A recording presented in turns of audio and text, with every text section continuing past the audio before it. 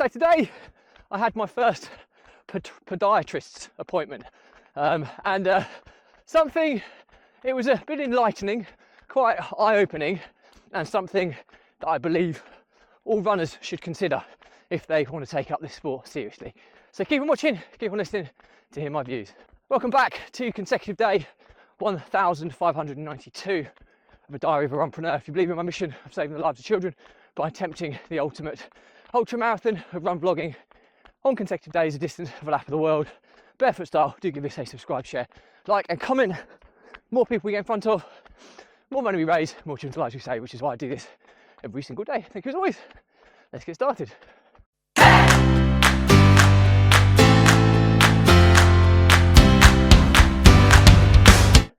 So, consecutive day 1592 of a diary of a runpreneur, and today's topic is all about podiatry, or the specialisation of feet, and why a podiatrist could be a really important member of your support team to any, aspiring or existing runner. So, yeah, first and foremost, the caveats is, like I say, I'm no health professional here. I can only give you my experiences, and it's the fact I'm a barefoot runner or barefoot style runner, so my running style is going to be different to those who run in traditional running trainers, and my feet probably take a bigger hammering than most other runners, on the basis that I've been running now for 1592 consecutive days straight.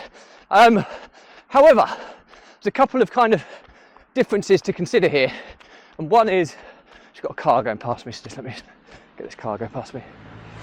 And one being that if you're a traditional runner in traditional running trainers, potentially the footwear will protect your feet, but it potentially will mask any running inefficiencies in your technique or running form.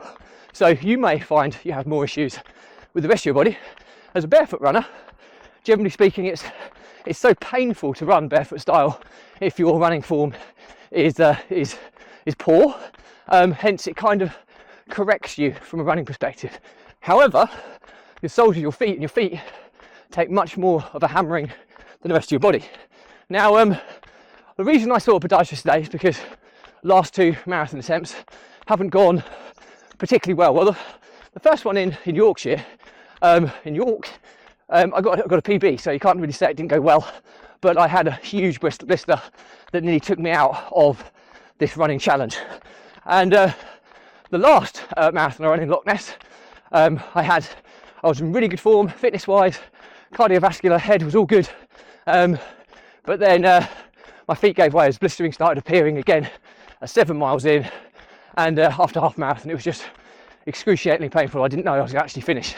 So I did manage to finish, and I limped home in 3 hours 48, despite coming through half marathon at 1 hour 33. But anyway, that's another story altogether. The point I'm trying to make is that these are recurring issues now that are starting to affect my race performance. So I was advised to go and see a podiatrist because they might be able to give me some recommendations on how to protect my feet better, how to prevent these blistering issues occurring again. So I took that advice and went to see my local podiatrist, and it was incredibly eye-opening. So the good news is that my feet are in really good shape, considering I've been running for 1592 consecutive days straight. But I had a lot of, without being too graphic, a lot of hard skin on the sole of my feet. Not horrible, ugly hard skin. You would barely probably be able to notice it. My feet were actually looked in really good condition, but there was a sufficient layer there that compounded over the course of time, because barefoot runners build up a hardened sole, and that's exactly what happened to me. The part I didn't know is I had a couple of corns, which are like hard skin that then kind of grows inwards into your kind of feet and can cause a lot of discomfort. Now, again, because my feet are hardened, well versed at running in this style, they weren't affecting me from a pain perspective, but I could feel them. I thought it was just hard skin, but what it transpires is that as a kind of counterbalance, my brain is telling me that this isn't normal. It's like having a little stone in your shoe, and it will possibly make me land slightly off centre to avoid impact onto this, you know, imaginary stone, which is a corn in my shoe, which would then create friction in areas that I shouldn't be creating, which could ultimately result in blistering.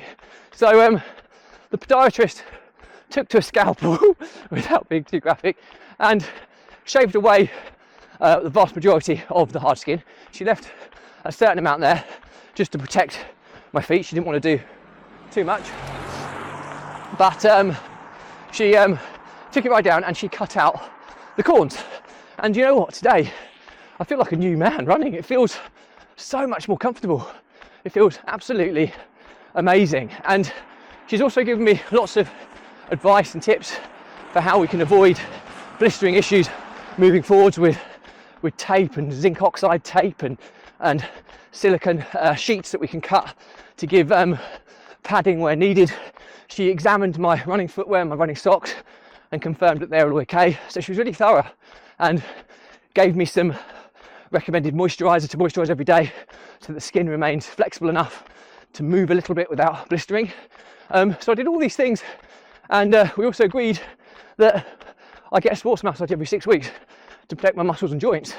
But I'm doing nothing for my feet, and my feet take so much impact every single day. So I've got a schedule now of going to see my podiatrist every 8 weeks, and she'll continue to maintain my feet, make sure they're okay, ensure that there's no underlying corns or anything that are going to cause me issues in marathon running. And she wants to see me at least 2 weeks, or she wants to see me 2 weeks before any marathon running, so she can get my feet treated and then sufficient time to kind of recover prior to a marathon start day. So yeah, lots to learn. She's given me some exercises. She says my transverse arch or metatarsal arch needs to strengthen because it's not bending enough. Everyone focuses on the arch that you can see in your feet, but not necessarily your metatarsal or transverse arch. So she's given me some exercises to do there. It's enlightening. There's so many things that I need to do, but unfortunately I'm in pretty good shape, but there's so many things I can do to give me an edge, look after my health better, the health of my feet better, and hopefully as a result will mean that I can have proper goes at marathons in future without blistering, derailing them.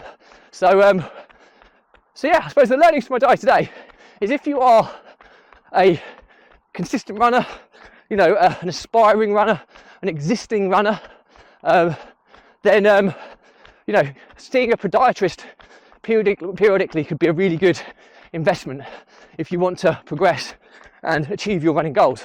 Because quite often we always focus on muscles and joints and these types of things which are key to performing, but we neglect our feet. And you think, what takes the brunt of running? It's the soles of your feet. You're putting more impact through your feet, which then softens and goes through the rest of your body, but we focus on the rest of our body making sure that's all right, but we don't fix the source.